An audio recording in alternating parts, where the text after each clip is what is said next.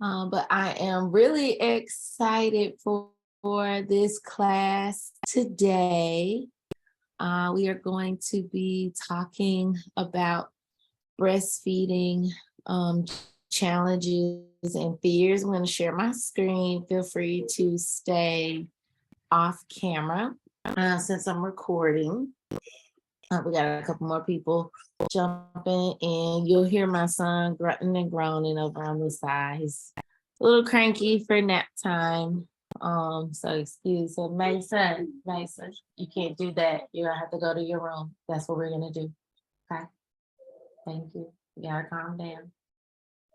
Thank you, buddy. But excited to jump in and talk about breastfeeding challenges and fears. I am recording this class to be able to send it out to people that are not in our class. You may see a poll that will pop up through, actually, I'm gonna go ahead and launch the poll now.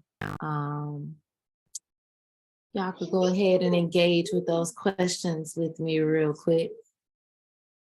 There should be 3 of them. What's your biggest fear or concern about breastfeeding? Do you have a postpartum doula? And then do you think you can breastfeed and drink alcohol? Would love to know where y'all are on those questions. Awesome sauce. So just telling you a little bit about myself. I'm a lactation counselor, certified doula, and a peer counselor for breastfeeding and chest feeding locally here in Memphis, Tennessee, and then virtually as people need and want support.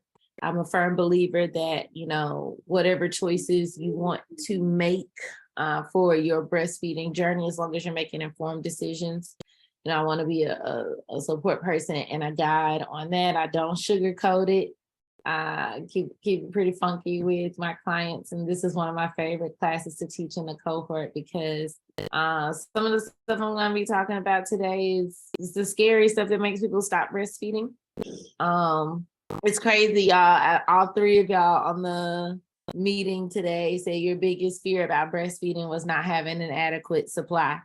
40% of women in the United States feel the exact same way. They're concerned about not having an adequate supply.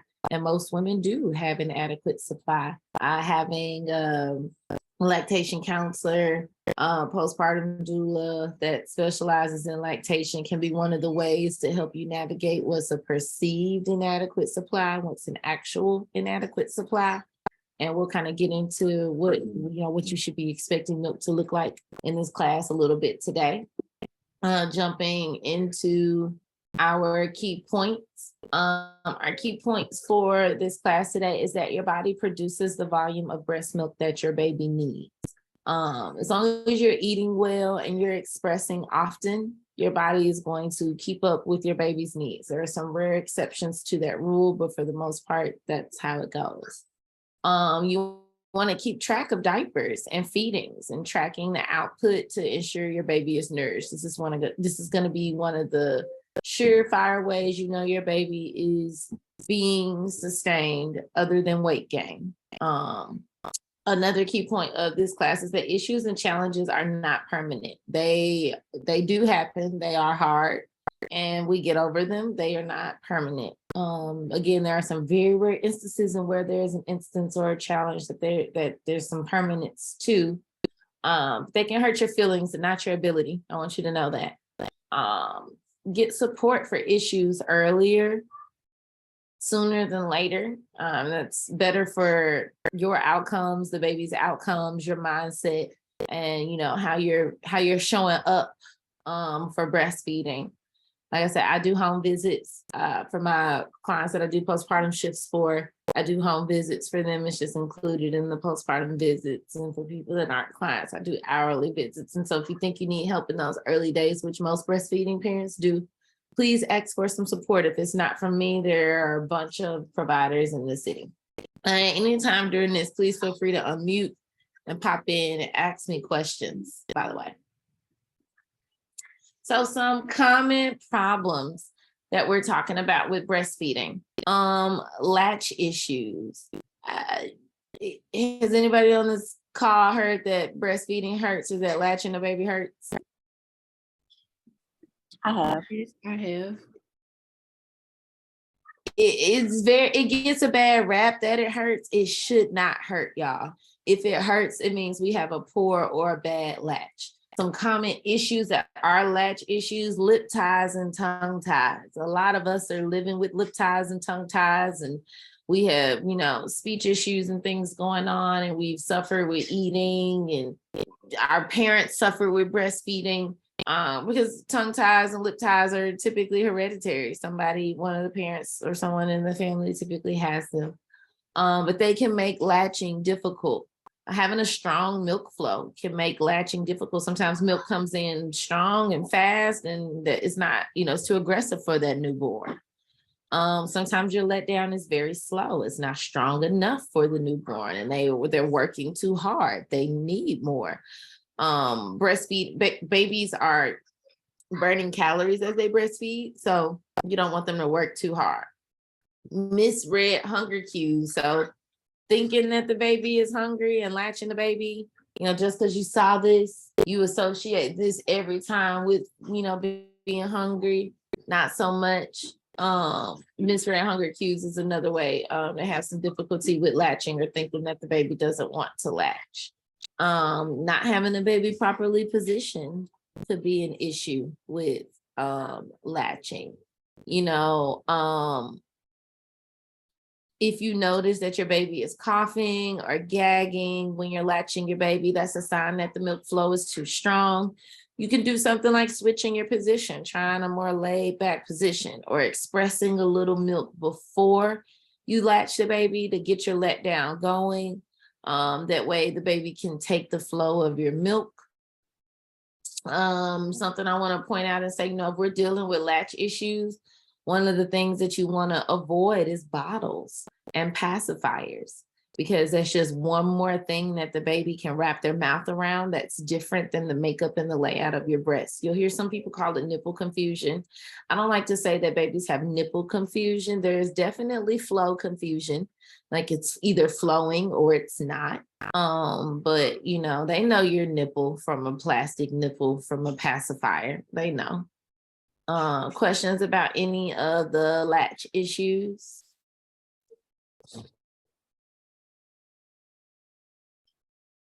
Okay. Sometimes we have a difficulty with our letdown, so that's something else in the latch issues. I want to just jump right back into that.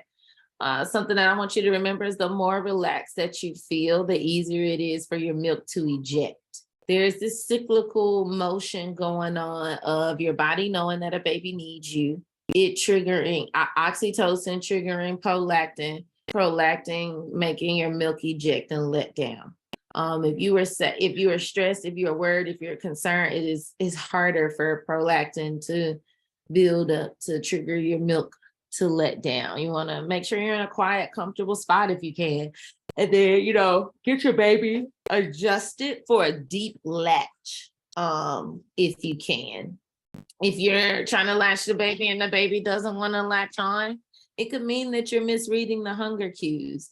Y'all, one of the things that I like really try to correct as a birth worker, as a mom, as a teacher, as a Christian that really believes your words have powers, is in the early days when a new mom or any mom is breastfeeding a baby and you say things to the baby like, oh, you don't want it? Oh, you don't want me? Oh, you tired of that? Oh, you can't get it? Oh, no, that none of those things are true about your baby. Your baby does want you. Your baby does want your milk. Your baby does want to latch to you. Sometimes we just need to adjust how we're presenting that opportunity to our baby to make it possible. And our words, really have the power to speak life over that situation. Before feeding, double check that your baby is showing signs of hunger and is interested in the nipple. You can do this by bringing some milk to the tip of the nipple and just kind of letting the baby smell it, putting it on their nose, putting it on their lips, seeing how they respond and they react. If you notice that the breasts are hard and swollen and it's difficult for baby to latch. That's a challenge that we'll get into later on. But we definitely want to relieve that and any other issues before trying to latch baby. So there's a chart over here to the side that talks about the size of a newborn stomach. You may or may not have heard, but babies don't need a lot of milk. We believe that they do. We buy these big 8-ounce bottles, and that's not the what they need in the early days. On day one, their stomachs are the size of a cherry. Think about injecting a cherry with milk. It can take 5 to 7 milliliters of milk. That's about 5 teaspoons. By day 3, we're the size of a walnut, and we're looking at 22 to 27 milliliters. By week 1, we're looking at the size of an apricot, 45 to 60 milliliters. And that's when we're getting into ounces, like 1.5 to 2 ounces of milk. By 1 month, by 30 days, now we're able to take 2.5 ounces. Breast milk is different than formula. It may not always be high in volume, but it always meets your baby's caloric needs. So it may be thicker to meet the baby's caloric needs. All of y'all said y'all were concerned about supply issues. Like I said, 40% of other nursing people are concerned about supply issues. Something that I want you to know about supply issues, that there are 3 issues with them. So being inadequate, oversupplying, or building a stash or not having a stash. Feeling like your supply is inadequate speaks to, you not being able to keep up with the amount of milk that your baby needs daily, weekly, monthly, ongoing. Sometimes inadequate supply looks like breast not filling up, looks like a baby not being able to sustain feedings. It looks like a baby not meeting their diapers, a baby losing weight, especially in the first 2 weeks. They're going to lose weight, but if they don't gain that weight back within 10 to 14 days after being born, that can let us know something's going on with our supply. The breast not feeling full, not getting heavier, not leaking, not being able to, like squeeze and hand express and bring milk to the surface. If you're pumping, you're expressing milk in any way, and you're a week or a month in and you're significantly below these, like recommended markers for how much milk you should be making, that's a sign of inadequate supply. It's not a sign of inadequate supply 3 days in if you're making 20 milliliters of milk and you thought you were supposed to be making 2 ounces. Like, that's not an inadequate supply. Breast size does not have an effect on your supply.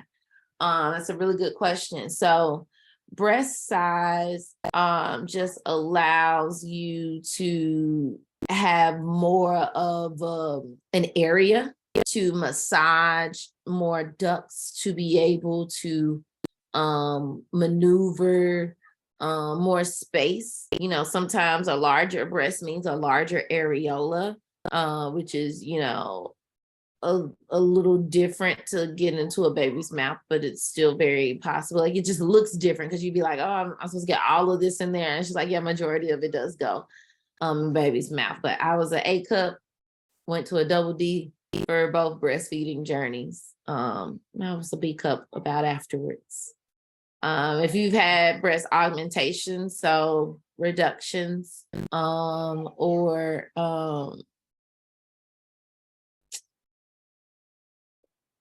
augmentations, like getting your breasts done, boob jobs, sometimes that can impact how you breastfeed or how breastfeeding goes, because tissues and nerves are different.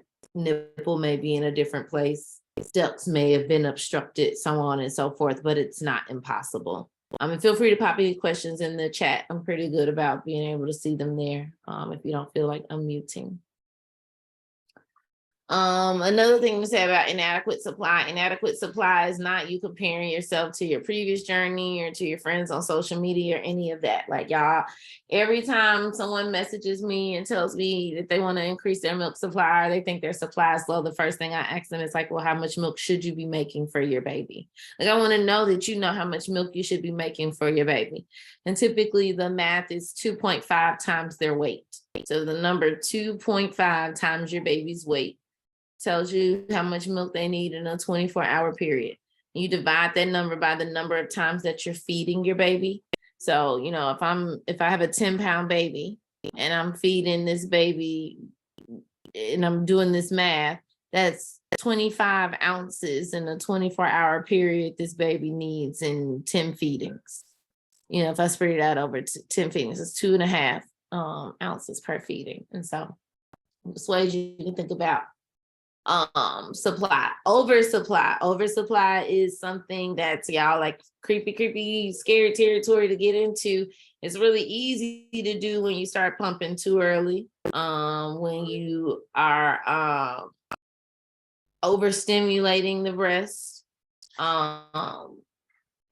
It is recommended to not pump at least for the first month, because you know you want to establish your supply with your baby. Like, you want to establish it. A pump is good for maintaining a supply, but not for establishing a supply. You want to let your baby establish your supply so your body meets your baby's needs. Oversupply looks like very full breasts. You know, the milk can come all the way back to under the armpits. You're having to relieve or express that milk every 30 minutes to every hour. They're just like continuously filling up. It's not comfortable. Sometimes it can lead to challenges like mastitis and plugged ducts because you're so tired from get out. I dealt with oversupply with my first kid, and it was 100% because I started pumping too early. The baby was nursing just fine, but you know, little old me, I wanted to get the milk out quickly, and so I started pumping. There are ways to get the milk out. You can hand express, you can manually express. It's less aggressive than a pump, you know, or Haka. Those are ways to get the milk out. And then you have stash. So, you know, not feeling like you have enough milk to go to work or to go to vacation or to leave the baby for extended periods of time. One of the helpful ways I help people navigate that is using that number 2.5 and being able to multiply to see how much milk you need to leave with your baby to leave and how much time you're going to be gone. It was so much easier for me to wrap my mind around how much milk I needed to make at work while I was pumping, you know, versus me thinking I needed to make my baby's whole needs. No, it was just the 8 hours I was away from my baby, which, you know, transferred to 4 feedings, 4 pumpings. So those are typical or common supply issues that you hear of or see people dealing with. There are some things that could lead to an inadequate supply. Sometimes our habits, our lifestyle, things like smoking, things like drinking, things like not eating, things like stress, high stress jobs, getting pregnant, birth control, all of these things can, yes, baby, what's up? I can't find the remote either. Keep looking really hard for it, okay? Okay. The all of these things can impact how adequate your supply can be. And so you want to, you know, just like proceed with caution if you are choosing to indulge in any of the things that I mentioned. Or, you know, like if you do become pregnant, if you do get on a birth control or start to take over-the-counter meds or become sick or things like that. Growth spurts are something that can cause an inadequate supply. Your baby is changing and growing. Your supply needs to kind of like mellow out and then ramp back up. And so it does like kind of fizzle out so it can, you know, like ramp back up. Questions about supply issues.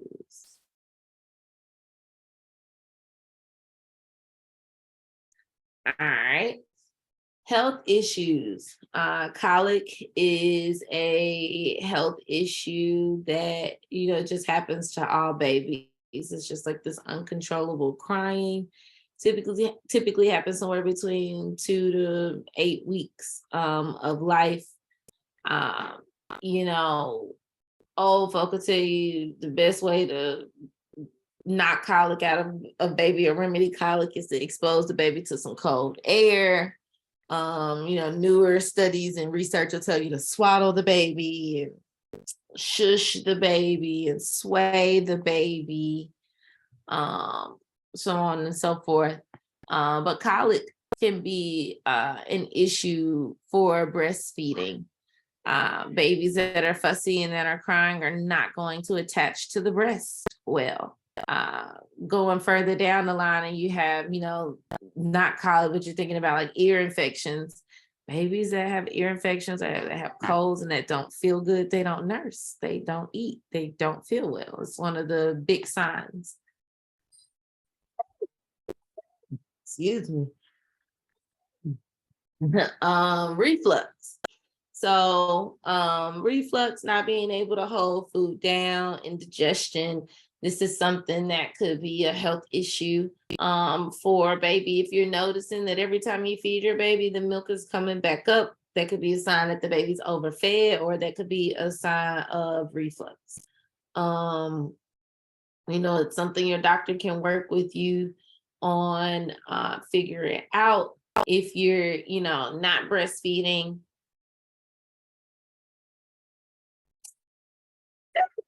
and you're offering, formula, and you're noticing reflux, it could be the brand of formula.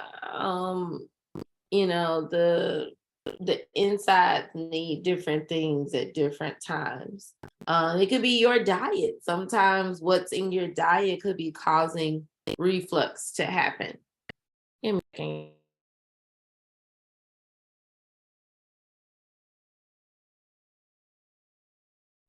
Hold on, y'all. We potty training. I gotta go wipe him up.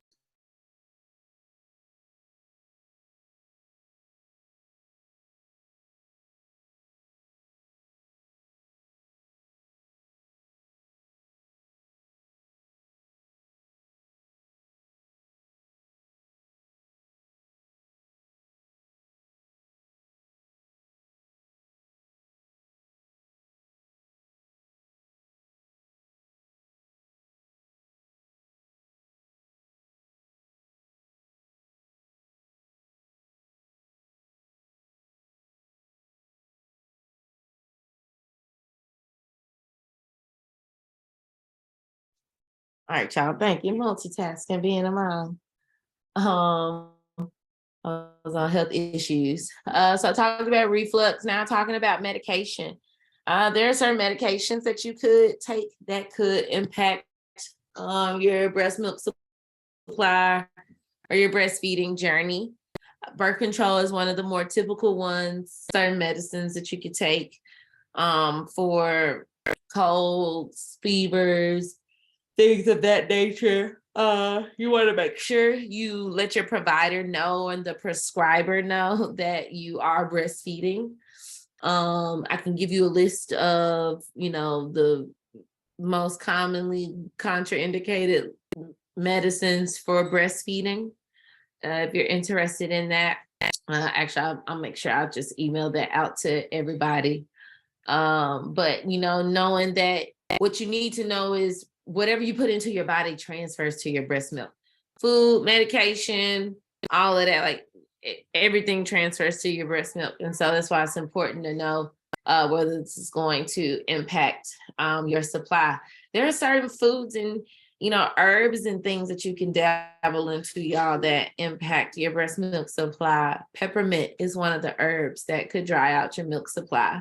Sage is one of the herbs that could dry out your milk supply. And so you want to avoid those herbs in large quantities because they could have a negative or adverse impact on your milk. Questions about any of that?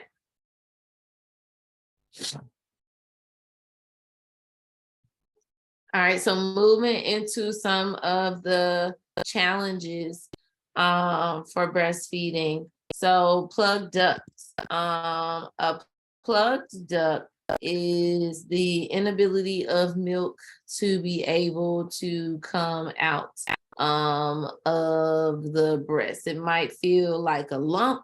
Sometimes they're called clogged ducts.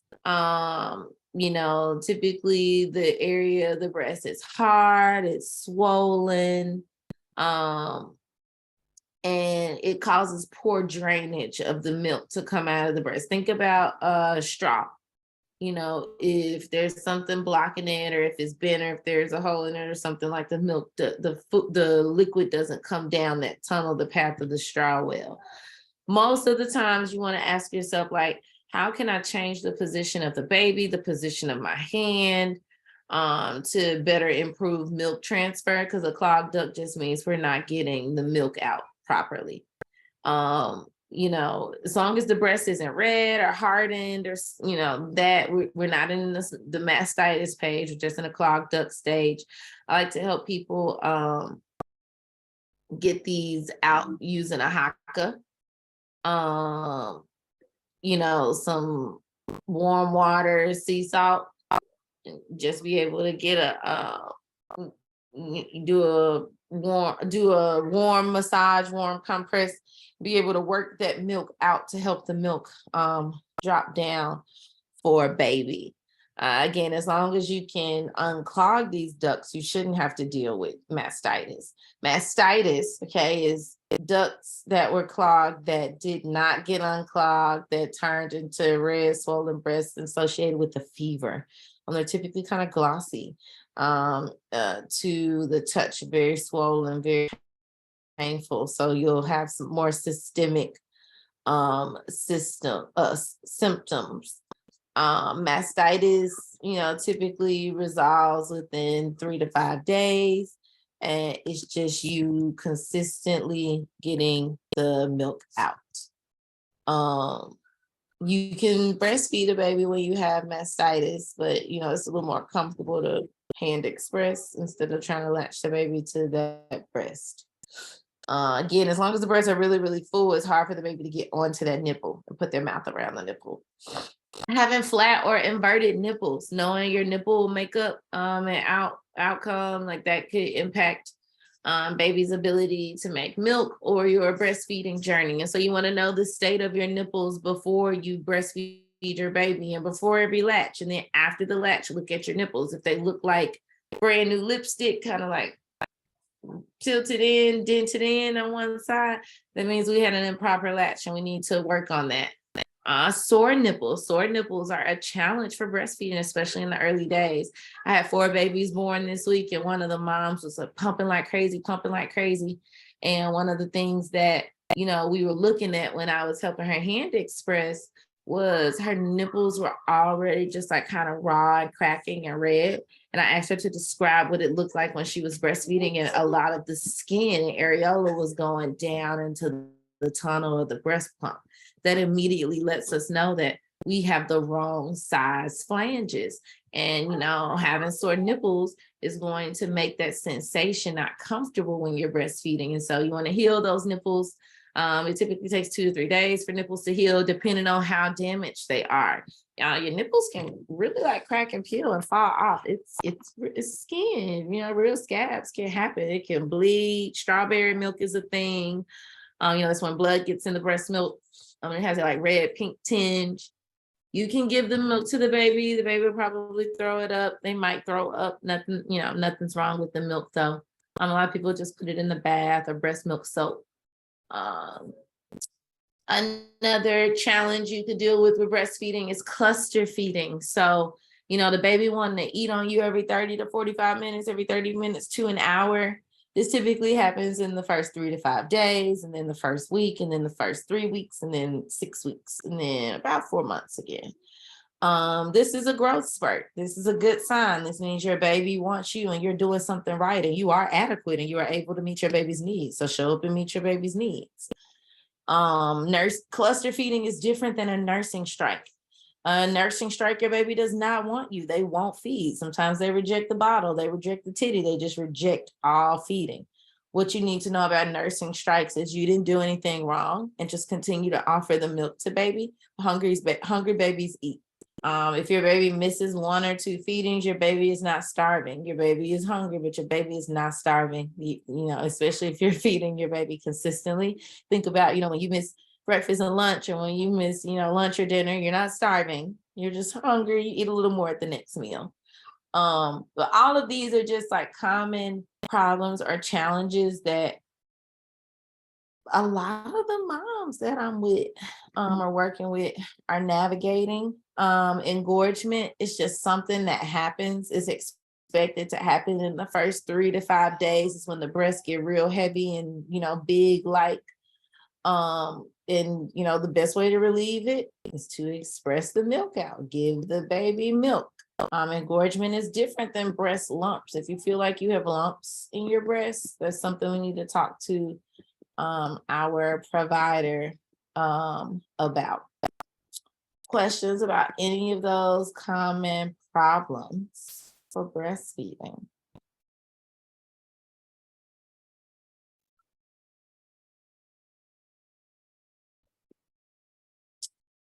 Awesome sauce. All right, so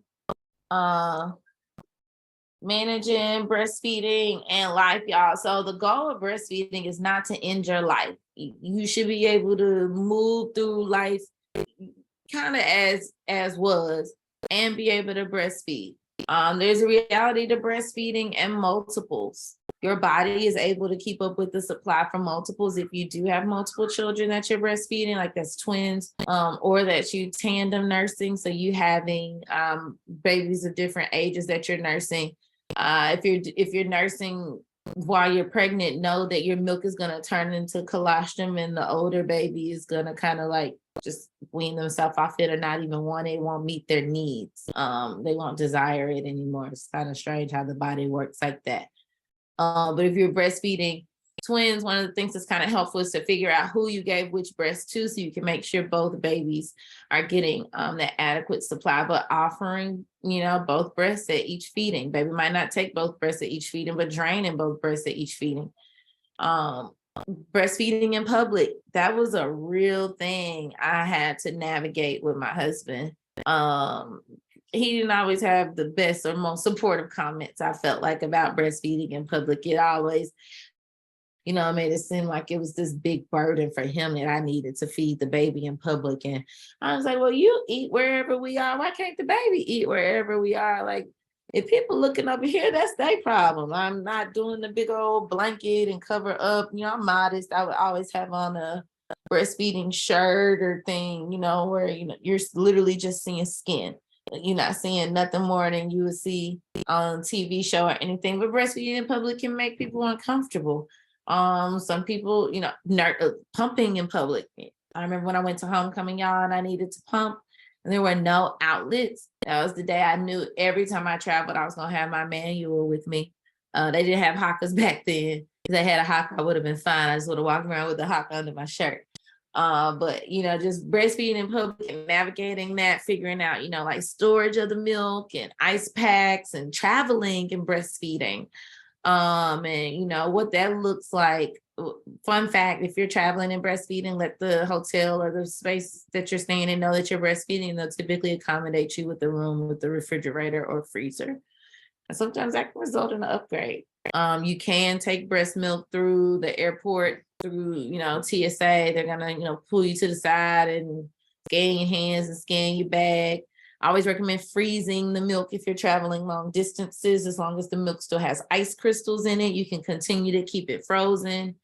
If it thaws, sorry, unthaws isn't a word. If it thaws, then you just need to refrigerate it and use it within, 4 to 7 days. Breastfeeding and drinking. I've seen so many posts already talking about the summer and people ready to be outside and how they pumping and dumping. And y'all, that's one of the silliest things that I hear people say. We do not need to pump and dump. Okay, when you get drunk, you do not go dump all of your blood out of your body to sober up. You go drink some water, go eat, give it some time when you are sober. The more you drink, the longer time it takes you to sober up. And it's the same thing for your breast milk. As long as you're litter inebriated, your breast milk is litter inebriated. And so, rule of thumb, you want to feed the baby before you start drinking. You can even feed the baby while you're drinking. It's not, it's totally recommended, but it hasn't transferred immediately the minute you're sipping. You got some time. And then once you have drank, you want to wait about 2 hours per drink that you've drank, um, to give that milk time to, flush out what is coming into you from drinking. Same thing with smoking. Smoking tobacco, smoking cigarettes, smoking weed. Y'all, anything that you put into your body transfers to your breast milk. Like, that's just facts. What you eat, it transfers to your breast milk. Specifically, THC lives in your liver a lot longer. The half-life of THC is somewhere from like 24 to 27 hours before it's actually out of your body. And so, there is no specific research and evidence that says, breastfed babies of canna moms, is what, moms that smoke cannabis are called, of canna moms are, at these deficits or, struggling in these ways. And there's no research that says it's great for you and you should do it. And that's not going to hurt or harm the baby. What I always tell people, especially people that live here in Memphis, it's like, if you're going to do it, you need to make informed decisions about it, and you need to do it smart. And doing it smart is normally not buying local, because buying local, you're not able to know the source, the strain, where it comes from, and what you're actually putting in your body and how that's going to impact you in your breast milk.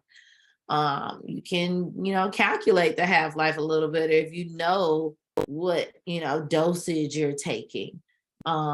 The biggest thing about smoking and breastfeeding, though, y'all, outside of it just being in your milk and transferring to your milk, is the actual smoke. So secondhand and third-hand smoke are horrible. Secondhand smoke in the air, third-hand smoke on your clothes, on your fibers, one of the leading causes in ear infections. Don't smoke around babies. Don't smoke, in the vicinity of them. I smoke on my porch. I got a sweatshirt that I go smoke in, or a shirt that I smoke in, and it stays outside, or it's not something I bring in and I'm hugging the kids with their on. If you're smoking or drinking, and if you're smoking or drinking, somebody else should have your baby. Baby should be in a space or place where, you will have that ability to be able to enjoy yourself and not need to be in like 100% on and presence for them. That's ideal. Everybody's reality isn't that. So again, it's just like, avoid doing it in the presence of baby. But there's actual research that says it is better for the breastfed baby to get the smoking mother's milk, so like a cigarette smoker, tobacco mother's milk, than for the mother to smoke during pregnancy. Like, it's actually more harmful to smoke cigarettes during pregnancy than it is for breastfeeding. At the end of this, you'll have one of my resources that I like to refer to, because California is one of the places where it's legal, and so they have a lot of literature that they're always putting out about breastfeeding and smoking. There's a doula called the Cannabis Doula. She puts out a lot of content and information if it's something you're interested in. People talk about CBD being an alternative to smoking, and THC. All of it transfers to the milk. And so, it's your level of comfort, and you making informed decisions about what you're planning to do. But life doesn't have to end. I'm a proud canna mom. Questions about that before I move into the other things? All right, you can type them or email them, if you don't want to say them on this. Pumping and milk storage. So a lot of people want to know, when do I pump? Like, what does that look like? Ideally, you're pumping when you're away from your baby, when your baby cannot empty your breast, when you need to get the milk out. And then you're storing the milk in a refrigerator or a freezer, in bottles, in bags. Sometimes there's other containers. I've been on a boat, and all I had was an empty water bottle, and that's what I hand express the milk into. It's like veteran breastfeed and stuff. First, like, a lot of new moms like, oh, I need the breast milk bag. And there are rules to proper storage. So you got the 4-4-4 rule. Milk is good 4 hours out room temp, 4 days in the refrigerator, 4 months in the freezer. If it's a deep freezer, it's a little longer, but in most average freezers, it's about 4 months. filling the milk bag up no more than 4 ounces. I see these horrible pictures of people online where they've just overfilled these milk bags to put in the refrigerator or freezer. And when the milk gets frozen, it expands. And so it's more likely for that bag to bust when you're thawing. So keep it at 4 ounces. Make sure you're labeling the bag. We want dates and we want times. You want to give the baby AM milk in the AM when you can, and PM milk in the PM when you can, because your AM milk has energy and your PM milk has melatonin. And so stuff like that matters. It's also helpful to label and date because you may have had something in your diet that the baby has an aversion to or dislike to. And so you want to know, like, okay, well, during this week I ate asparagus, and so baby's probably not gonna like that milk, or probably gonna, or this milk was thinner this week, so on and so forth. Maternity leave and returning to work. Y'all, returning to work can be one of the things that ends a lot of people's breastfeeding journeys.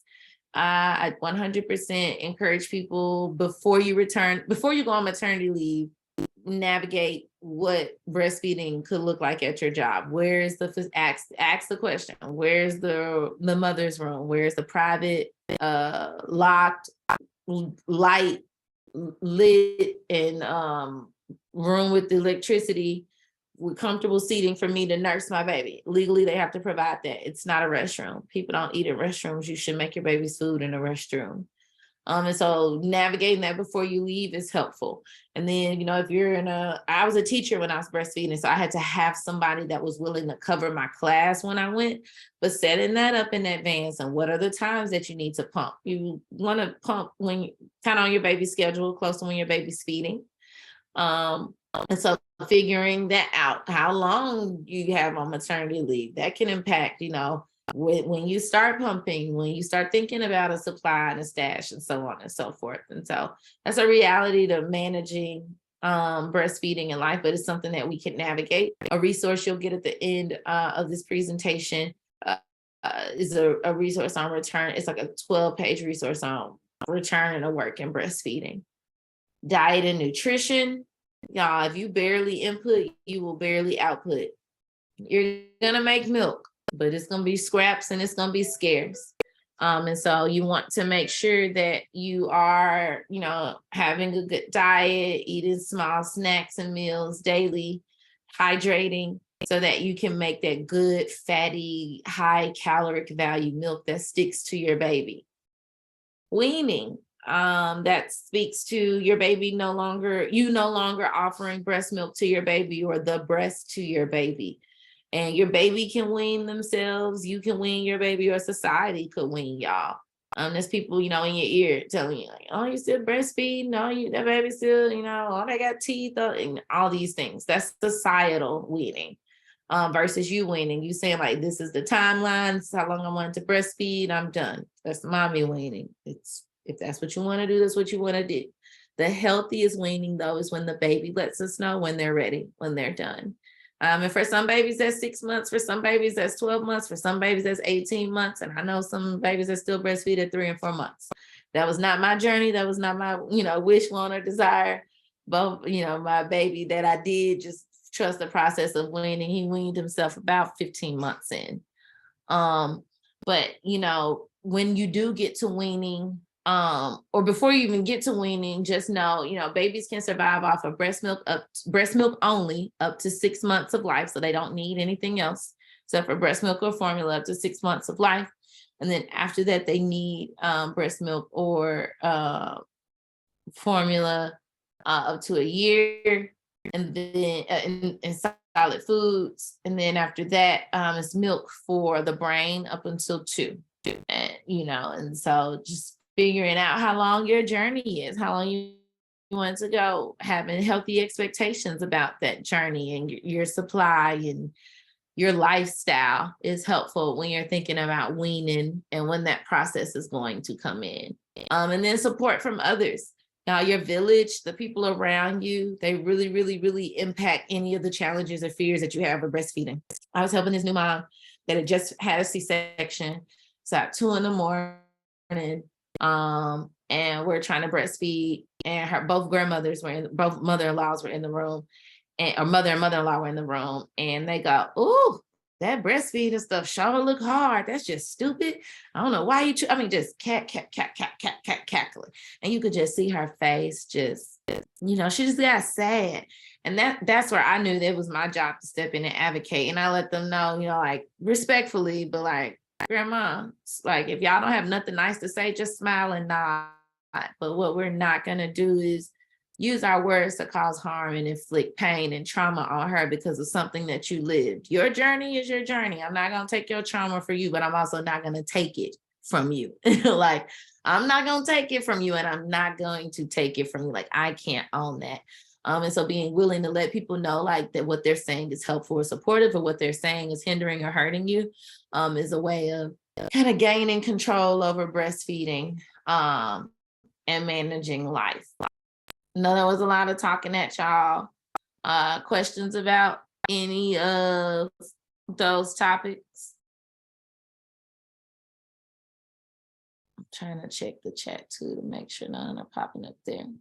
I have a question, but as far as like if you start leaking colostrum, what do you suggest the best way is to collect? If you're talking right now, you're leaking colostrum, best way to collect would be a syringe. Just getting like a little medicine syringe, putting it at the nipple, is sucking it up, syringing it up. You could also get bottles, get the drips.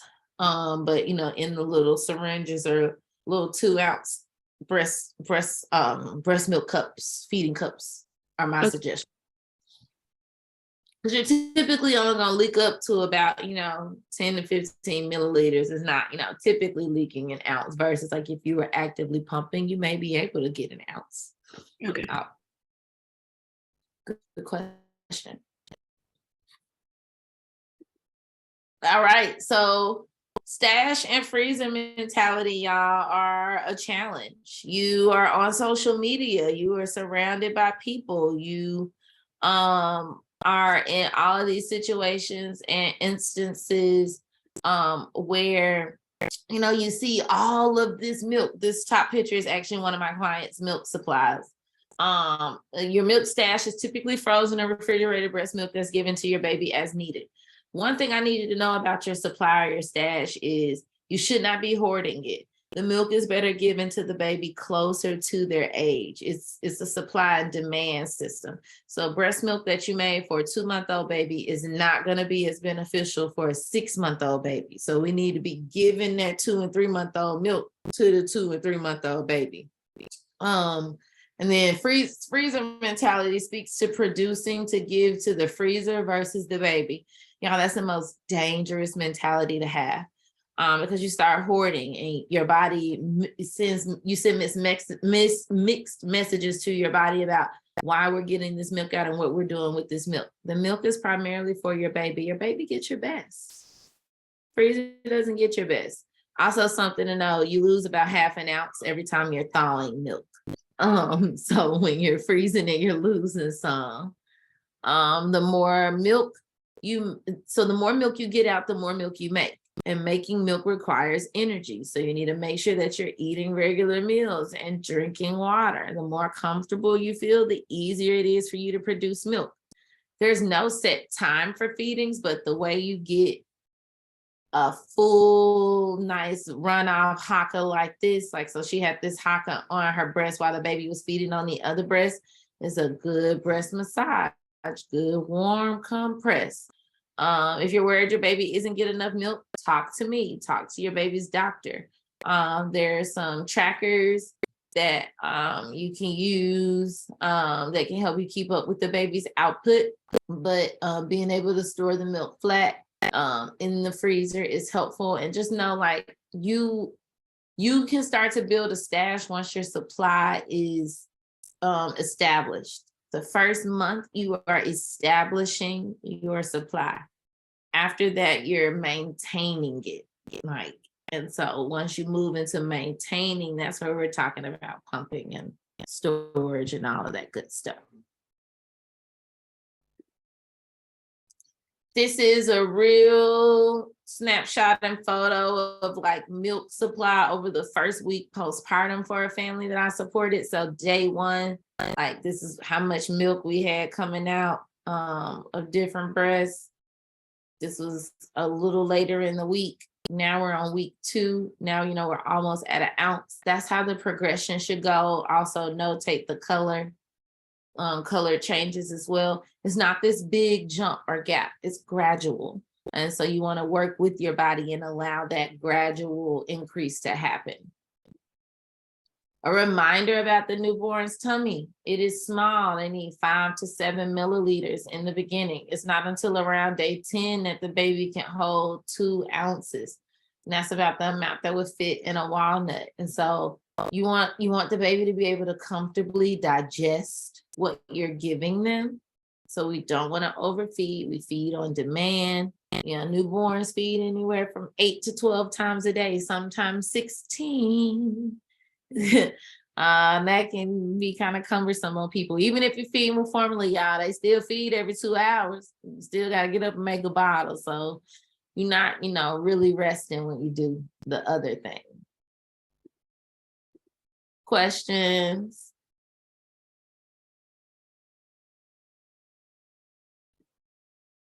Okay, so some tips to avoid these problems, these things that could be challenges. We want to feed on demand. We want to empty both breasts each feeding, whether that's the baby, whether that's with the haka, whether that's with the pump. Don't skip feedings, y'all. Putting a lot of space in between your feedings. That's one of the reasons for inadequate milk supply or a decrease in milk supply, or causing you to get closer to mastitis. Breast milk is a living organism, and so if you leave it in there, it gets clunky and it's hard to come out. Properly position the baby, so knowing how to latch and which positions to put the baby in can make breastfeeding a lot more helpful or impactful. Input often, so that's eat often, so you can output, so you can make good high caloric value milk. You want to do skin to skin as much as you can. Take the baby's clothes off, take your shirt off, have the baby on your bare skin. Reminder to avoid pumping within the first 4 to 6 weeks unless it's medically necessary. I have 2 moms I'm helping that had C-sections this weekend. They're not with their babies. Pumping is medically necessary. Pumping is also a job. And it's something hard to feel successful at the first month. And so if you don't have to do it, don't do it. Trust me. Avoid poor latches early. If it hurts, break the latch. We don't teach our baby to eat on us painfully or to hurt us. We don't have to do that. You want to learn your baby's hunger signs. What does rooting look like? What does REM look like? What does hand to mouth look like? What does nuzzling look like? Crying is a late sign. It is not a sign of hunger. Crying means you missed it. If the latch is poor, we want to avoid pacifiers and bottles. It just, again, moves the finish line of something that your baby has to latch around. And then it's very, very helpful to have your baby sleeping close by you. You should still be experiencing the cramps and contractions after you have the baby and while you're breastfeeding the first week or 2. Having the baby sleep close by you helps with your oxytocin and prolactin levels, which help milk produce and eject.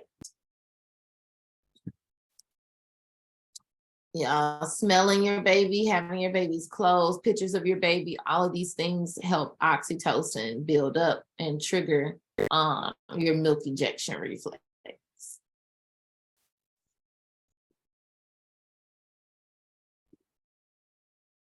So when to express and how much. Research shows that breastfed babies between 1 and 6 months old need 2 to 4 ounces per feeding. Again, remember, you can multiply 2.5 by your baby's weight divided by the number of feedings you're going to feed them in a 24-hour period, and that's going to tell you how much milk they need. As your baby gets older, your breast milk is going to change to meet their needs. Some days they're going to want 6 ounces. Some days they're going to want 4 ounces. Don't freak out. Sometimes you want a lot more on your plate, and some days you want less. Sometimes they eat more during the night. This is called reverse cycling. Don't freak out about it. They do go on nursing strike, all these things. Again, you can know your baby is eating well by tracking your diapers and tracking weight. You want to know when to call the lactation consultant if you're struggling with any of the challenges or fears that I talked about or some that I didn't get into. So if you notice the baby is jaundice, so jaundice is when the skin is kind of yellow, the eyes are yellow. When the baby's refusing to latch on, if the baby is losing anywhere from 3/4 to an ounce per day, or the baby is gaining weight too quickly, the baby is crying and fussy a lot, the baby eats like literally all the time. If the baby's a preemie or a late term baby and we got some latch issues, and if the baby spits up a lot, these are reasons to call additional support in, like something's going on. If you think you have flat or inverted nipples, call. If your nipples are sore, if you're engorged, if you think your milk supply is low, before you go to work, talk to a lactation counselor, do a session with me. If you think you're experiencing mastitis, if you're about to start taking medicines, if you're experiencing stress. One of the moms that was delivering, she was having twins and she was just stressed out because her blood pressure was high. She's on all of these meds. She couldn't get any milk out, just all the things. And I just told her, like, you're not helping your body de-stress by stressing about feeding your babies. There's food here for your babies. Your babies are not starved. Control what you can. What you can control is there's another way for your baby to eat while you heal. Because if you stress yourself out, you won't be here to feed your babies ever. I get you want to feed them now, but the goal is to feed them long term, and making the right decisions that allow us to not move in emotion, but to move in, long-term benefit. And so we want to remove as much stress as possible around feeding as we can. Be selective when picking your pump. If you need help with that, let me know. And then avoid conflicting advice or discouraging advice. Spaces, places, and people that have negative things to say about breastfeeding, chest feeding, don't have them around.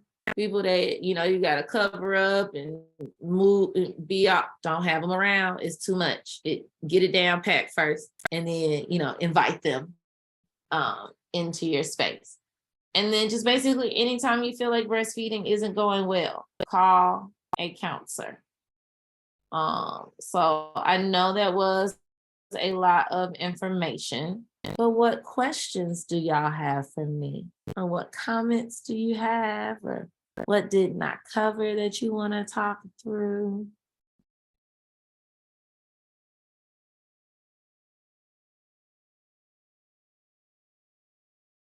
Is there anything I didn't cover that you want to talk to? Do you have any questions?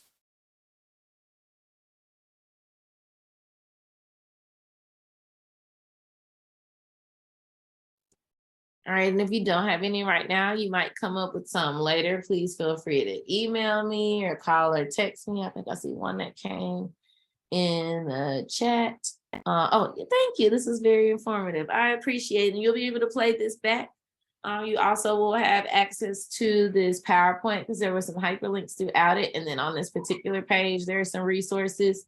So, that hyperlink didn't go through. There's a resource that I'm going to be hyperlinking for you to order a breast pump if you haven't ordered a breast pump. This is the resource on breastfeeding and returning to work. It's like a 16-page document on breastfeeding and returning to work. I love it.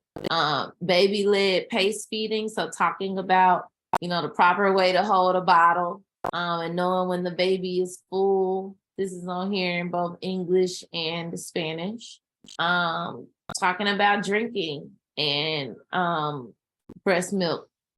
There's a article on here from the La Leche League. It's one of the trusted scholarly places for information for breastfeeding. We have a local chapter here in Memphis, Tennessee. And then marijuana and pregnancy. That PDF is in here, hyperlinked as well. It speaks to California, but again, I like to get information from the more progressive places because they're putting some stuff out that we need to be looking at. If you don't have any questions for me, you are welcome to go. I'm going to stick around in case any of you do. You're going to get a survey and your email and a request to review this class. Please definitely do it. You'll also get an email giving you a limited time offer to join the Breast Friends group. It's an online community that I have for my clients and people that have taken this class to continue to stay engaged with me and any resources around breastfeeding that are either local or just helpful in general. I'm going to offer that access to anybody that took this class or registered for this class. Will be on the lookout for that in your emails. But otherwise, I am done, and I appreciate y'all for joining in and listening to me today.